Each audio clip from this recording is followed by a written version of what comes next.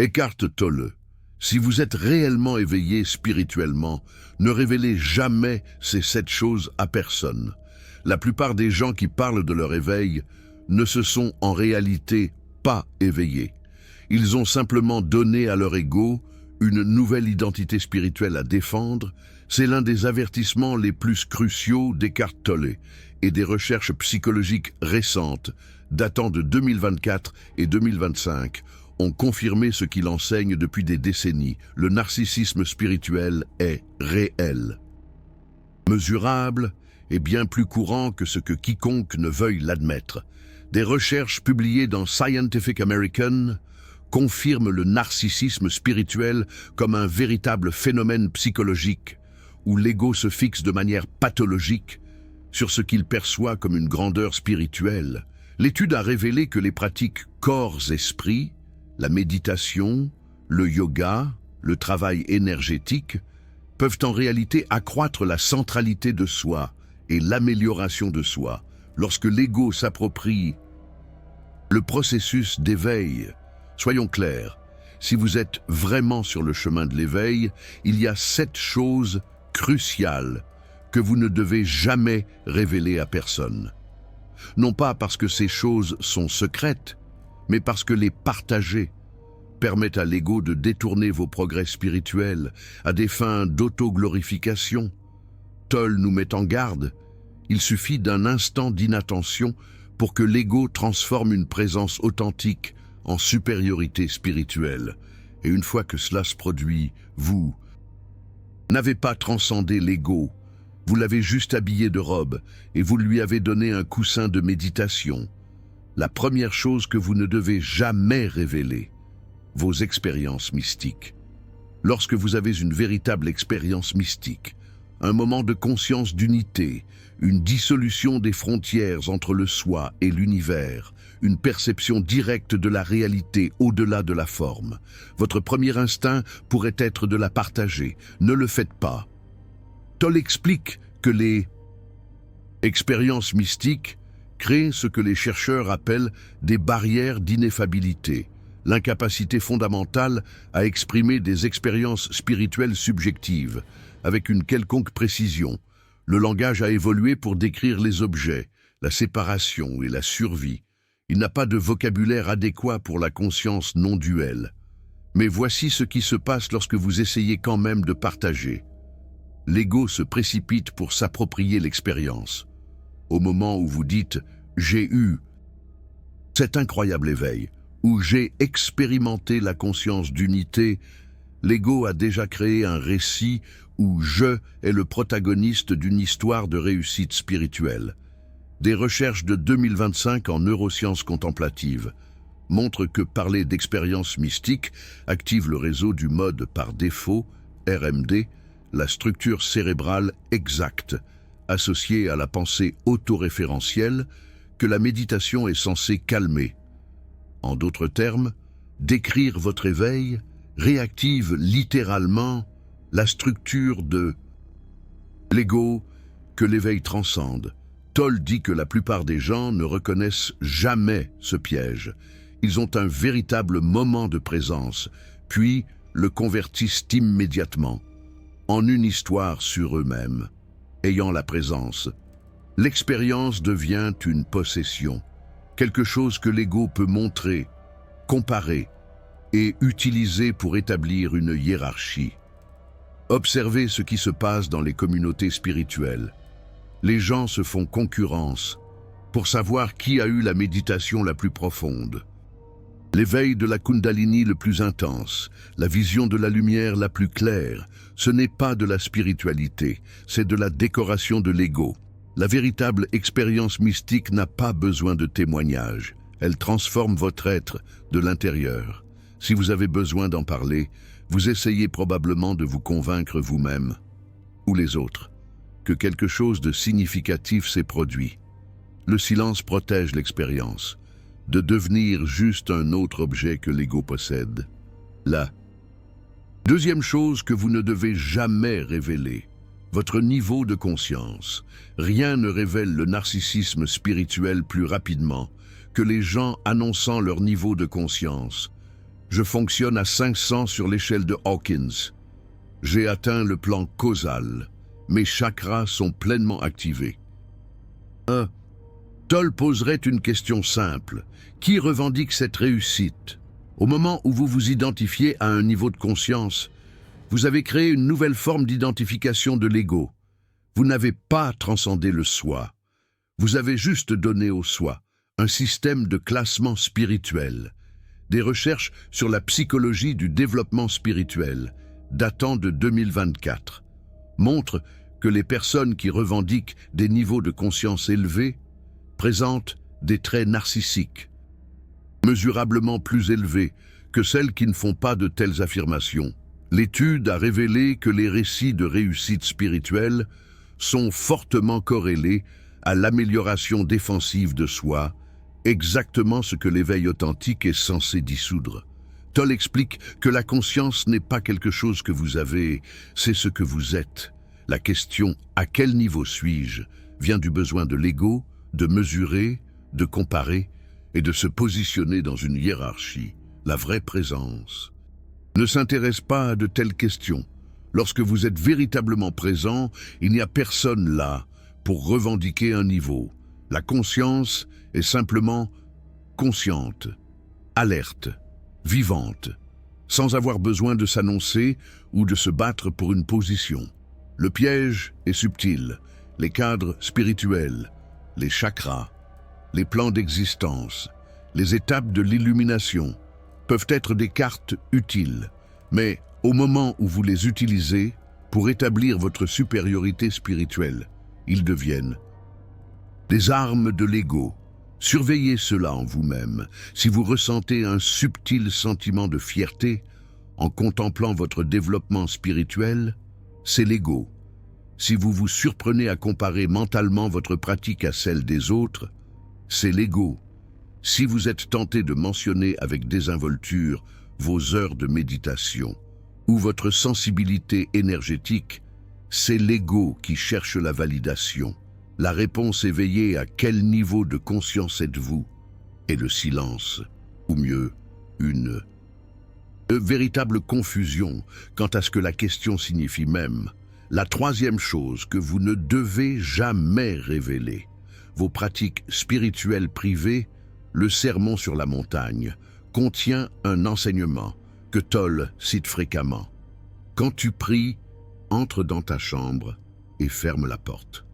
Il ne s'agit pas de rituels religieux, il s'agit de protéger le sacré de la contamination de l'ego. Au moment où vous annoncez vos pratiques spirituelles, je médite 2 heures par jour. Je fais du Kundalini Yoga. Je pratique Vipassana. Vous avez converti la pratique en identité. La pratique n'est plus un outil pour la présence.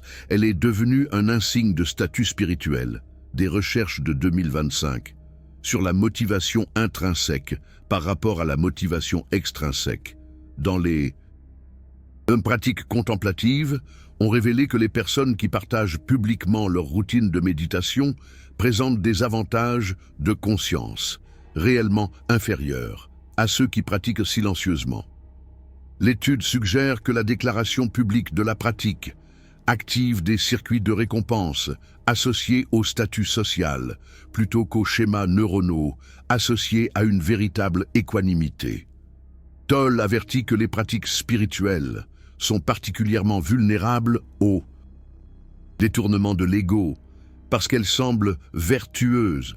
L'ego aime la vertu, c'est le déguisement parfait pour une concentration continue sur soi.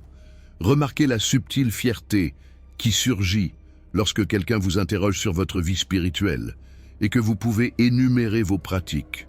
Cette fierté, c'est l'ego qui dit « Regardez à quel point je suis évolué ». La pratique est devenue une performance. Cela ne signifie pas que vous ne pouvez jamais discuter des pratiques avec un véritable enseignant ou avec d'autres pratiquants dans des contextes appropriés. Mais l'annonce désinvolte de votre curriculum vitae spirituel, ça, c'est l'ego. La véritable pratique vous transforme en silence. Ses fruits se manifestent dans votre façon de réagir aux difficultés, dans votre présence aux moments ordinaires, dans le peu de besoin que vous avez que les autres connaissent votre vie spirituelle, quand votre pratique devient véritablement transformative. Les gens peuvent sentir quelque chose de différent en vous, une qualité de présence, une capacité inhabituelle au calme, mais ils ne pourront pointer du doigt aucune annonce que vous avez faite. La transformation parle à travers votre être et non à travers vos mots. La quatrième chose que vous ne devez jamais révéler, vos intuitions sur la conscience des autres. L'une des formes les plus dangereuses de narcissisme spirituel est d'utiliser votre éveil pour juger les niveaux de conscience des autres. Elle est encore trop identifiée à son ego. Il ne s'est pas encore éveillé à son corps de souffrance. Ils fonctionnent à partir de schémas inconscients. Eckhart Tolle reconnaîtrait cela immédiatement. L'ego s'est déguisé en discernement spirituel. Des recherches de 2024 sur le spiritual bypassing, l'utilisation de concepts spirituels pour éviter un véritable travail psychologique, identifient exactement ce schéma. Les personnes qui diagnostiquent fréquemment les niveaux de conscience des autres présentent des taux plus élevés de matériel d'ombre non traité et de conflits interpersonnels que celles qui ne s'engagent pas dans une telle analyse. Le piège fonctionne ainsi. Un véritable éveil apporte effectivement une plus grande clarté sur les schémas inconscients, en vous-même et chez les autres. Vous pouvez clairement voir quand quelqu'un fonctionne à partir de la réactivité de l'ego. Quand le corps de souffrance est actif, quand l'identification à la pensée a pris le dessus, mais au moment où vous utilisez cette perception pour établir votre supériorité spirituelle, même en privé dans votre propre esprit, vous êtes tombé dans le piège le plus sophistiqué de l'ego. La vraie présence voit l'inconscience avec compassion et non avec jugement. Elle reconnaît que tout le monde, vous y compris, entre et sort de l'identification. Il n'y a pas de jeu stable qui a définitivement transcendé, tandis que les autres sont à la traîne.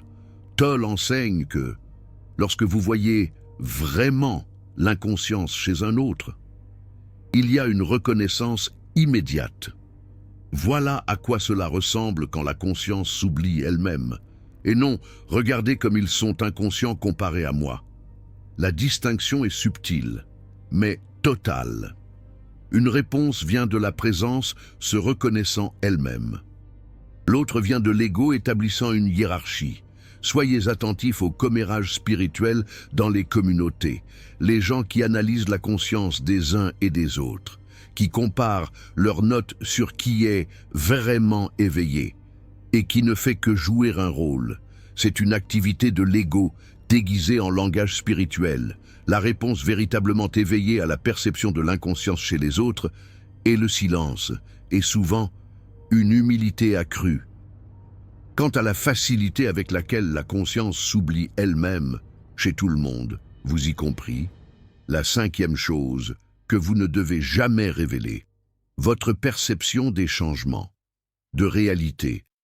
À mesure que la présence s'approfondit, vous commencez à percevoir la réalité différemment.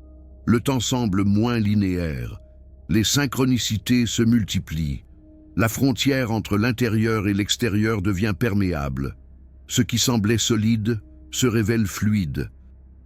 Ce sont de véritables changements de perception qui accompagnent souvent l'éveil, mais au moment où vous commencez à les annoncer, je vois à travers l'illusion. La réalité se révèle à moi. Je perçois des dimensions que les autres ne voient pas. L'ego a détourné le changement. Tolle met en garde contre ce piège spécifique dans le pouvoir du moment présent. Il explique que la perception altérée n'est pas le but, la présence l'est. Les changements de perception sont des effets secondaires et non des réalisations. Lorsque vous commencez à les collectionner comme preuve de votre avancement spirituel, vous êtes passé complètement à côté de l'essentiel. Des recherches de 2025 sur la métacognition chez les pratiquants de la méditation ont révélé un schéma inquiétant. Les personnes qui discutent fréquemment de leur perception altérée montrent une profondeur de méditation réelle plus faible. ou que celles qui n'en parlent pas. Les chercheurs suggèrent que le fait de parler des changements de perception active la pensée analytique et conceptuelle, exactement ce qui empêche une VRAE présence. Le piège s'intensifie dans les communautés spirituelles, où les gens se font subtilement concurrence pour savoir qui perçoit le plus, qui est le plus sensible à l'énergie, qui reçoit les téléchargements les plus clairs. Ce n'est pas l'éveil. C'est l'ego qui établit une domination par le biais d'une surenchère spirituelle. Les vrais changements de perception n'ont pas besoin d'être annoncés. Ils transforment silencieusement votre façon de vous relier à la vie. Vous devenez moins réactif, plus spacieux, naturellement compatissant. Non parce que vous essayez de l'être, mais parce que le changement perceptuel rend la réactivité étrangère. Lorsque quelqu'un vous interroge sur vos expériences spirituelles, la réponse éveillée n'est pas de cataloguer vos changements de perception, c'est de reconnaître que la présence elle-même est le changement. Et la présence ne parle pas d'elle-même. Le silence protège le changement de perception, de devenir un autre objet que l'ego possède et affiche. La 6e chose que vous ne devez jamais révéler, vos défis de nuit noire. Le chemin spirituel n'est pas un progrès linéaire vers la lumière. Il inclut ce que les contemplatifs appellent la nuit noire, des périodes de profonde désorientation, de perte de sens, de dissolution des certitudes antérieures. Toll a vécu cela personnellement, avant son éveil à l'âge de 29 ans. Il décrit des mois de souffrance intense où toute sa vision du monde s'est effondrée.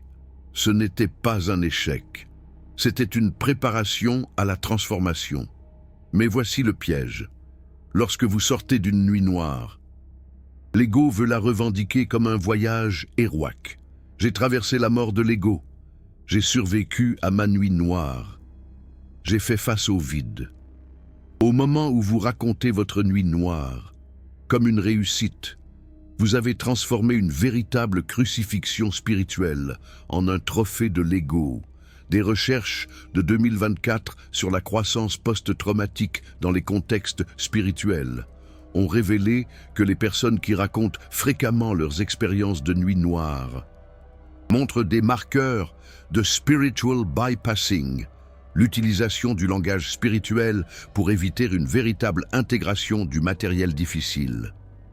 L'étude suggère que la narration répétée de la crise spirituelle peut devenir un moyen d'éviter la transformation réelle que la crise préparait. Toll enseigne que la nuit noire sert une fonction spécifique. Elle détruit votre attachement à la compréhension conceptuelle, y compris votre concept de vous-même. Comme chercheur spirituel, lorsque vous convertissez cette destruction en une histoire sur votre héroïsme spirituel, vous avez reconstruit exactement ce que la nuit noire démantelait. La vraie intégration des expériences de nuit noire se manifeste par une humilité accrue et non par un statut spirituel accru. Vous ne parlez pas de ce à quoi vous avez survécu. Vous portez simplement moins d'ego, moins de besoin de comprendre, moins d'attachement à l'identité spirituelle. Soyez attentifs à cela dans les communautés spirituelles, les gens qui font constamment référence à leur nuit noire, à leur mort d'ego, à leurs expériences du vide. Souvent, cela signale un matériel non intégré, l'ego revendiquant la nuit noire. Au lieu d'être détruit par elle, la réponse véritablement transformée à l'expérience de la nuit noire est le silence ou, le cas échéant, la simple reconnaissance. La transformation implique souvent une désorientation complète. Pas de récit héroïque, pas de revendication de souffrance particulière. La 7e chose que vous ne devez jamais révéler. Votre parcours spirituel complet. Voici le piège le plus insidieux, transformer votre cheminement spirituel en un récit identitaire. J'étais perdu, puis j'ai découvert la méditation, puis j'ai vécu mon éveil. Maintenant j'aide les autres à s'éveiller. Cela semble inspirant. Cela suit le schéma classique du voyage du héros. Et c'est précisément ainsi que l'ego détourne une transformation authentique. Eckhart Tolle explique que l'éveil n'est pas un voyage d'un point A à un point B que vous accomplissez. C'est la reconnaissance qu'il n'y a pas de vous séparés pour entreprendre un tel voyage. Celui qui revendiquerait un accomplissement spirituel est l'illusion que l'on traverse.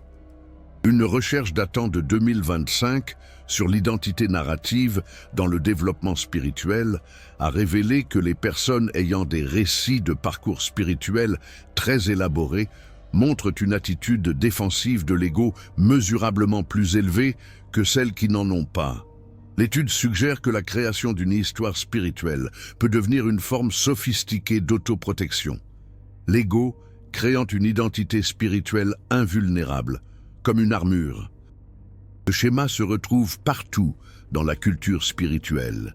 Des enseignants qui font constamment référence à leur histoire d'éveil, des pratiquants qui ont répété leur autobiographie spirituelle, des personnes dont l'identité entière est centrée sur le fait d'être celui qui s'est éveillé.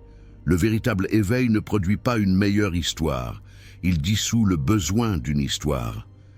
Cela ne signifie pas que vous ne pouvez jamais partager des expériences pertinentes lorsque vous enseignez ou aidez sincèrement quelqu'un. Mais la récitation désinvolte de votre curriculum vitae spirituel, c'est l'ego qui cherche à être validé. Eckhart Tolle lui-même évoque rarement son expérience d'éveil personnel, sauf lorsque cela est directement pertinent pour son enseignement. Son objectif n'est pas de dire « regardez ce qui m'est arrivé ».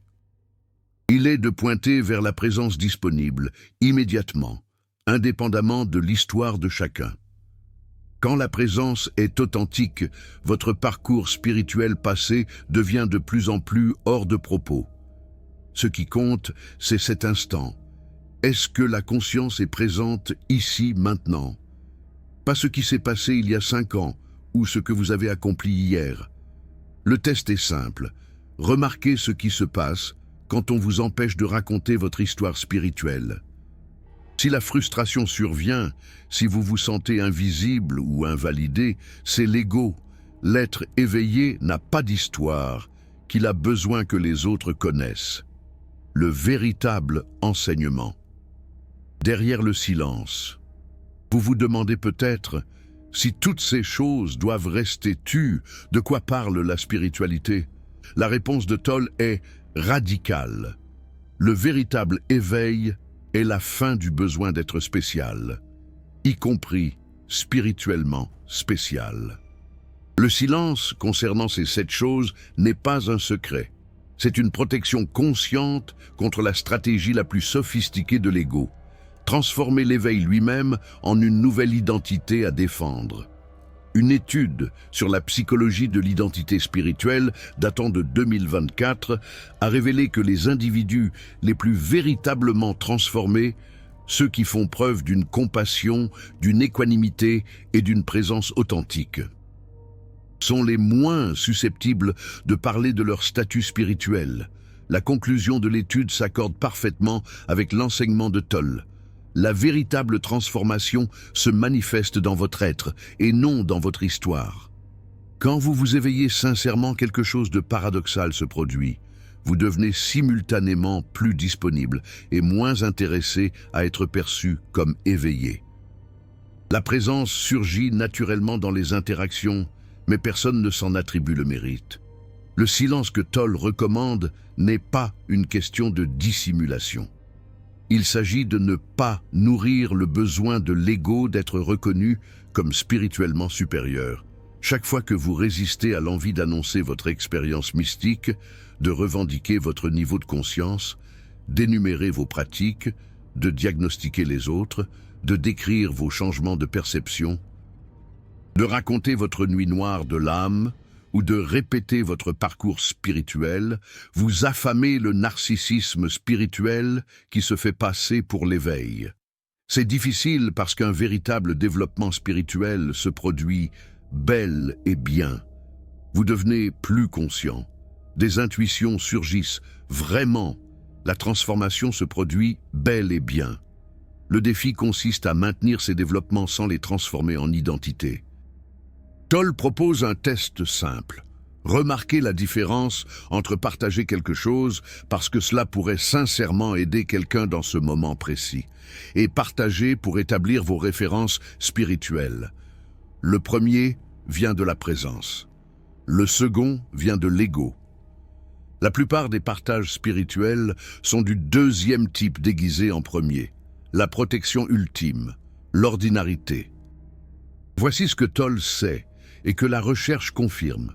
Les personnes véritablement éveillées sont remarquablement ordinaires. Elles ne se promènent pas en annonçant leur conscience. Elles n'ont pas besoin que les autres connaissent leurs pratiques ou leurs intuitions. Elles ne portent pas leur nuit noire comme des décorations. Elles ne transforment pas leur éveil en une identité supérieure. Elles sont simplement présentes, plus disponibles, plus paisibles, plus sincèrement compatissantes que la plupart des gens. Mais vous ne remarquerez peut-être rien d'évidemment spirituel chez elles. Cette ordinarité est la protection ultime contre le narcissisme spirituel. Quand l'éveil est réel, vous ne devenez pas plus spécial, vous devenez plus humain, moins sur la défensive, moins en représentation, moins dans le besoin que les autres reconnaissent votre statut spirituel. Les 7 choses que vous ne devez jamais révéler ne sont pas des secrets que vous gardez. Ce sont simplement des aspects de votre vie intérieure qui n'ont pas besoin de validation externe. Et les protéger de l'exploitation de l'ego est la façon dont la transformation authentique survit. Dernier avertissement de Toll. L'avertissement le plus crucial de Toll à ce sujet. L'ego est incroyablement subtil. Il peut lire tout cet enseignement et en quelques minutes trouver un moyen de l'utiliser pour se valoriser. Regardez comme je suis humble au sujet de ma spiritualité. Je suis assez évolué pour ne pas parler de mon éveil. J'ai transcendé le besoin de reconnaissance spirituelle. Chaque affirmation est l'ego qui s'attribue le mérite de l'humilité. Le piège ne finit jamais, tant que vous ne voyez pas qu'il n'y a personne pour revendiquer quoi que ce soit. Y compris la prétention de n'avoir aucune prétention. C'est pourquoi l'enseignement pointe vers le silence, pas comme une règle à suivre. Cela crée juste une nouvelle identité de l'ego en tant que personne spirituelle silencieuse. Mais comme la reconnaissance que la présence elle-même n'a rien à prouver, rien à annoncer, rien à établir. Quand vous êtes véritablement présent, les 7 choses que cet enseignement mentionne ne sont pas des choses que vous cachez délibérément. Elles sont simplement hors de propos par rapport à l'immobilité vivante qui est ici maintenant. Et cette immobilité ne parle pas d'elle-même. Elle est simplement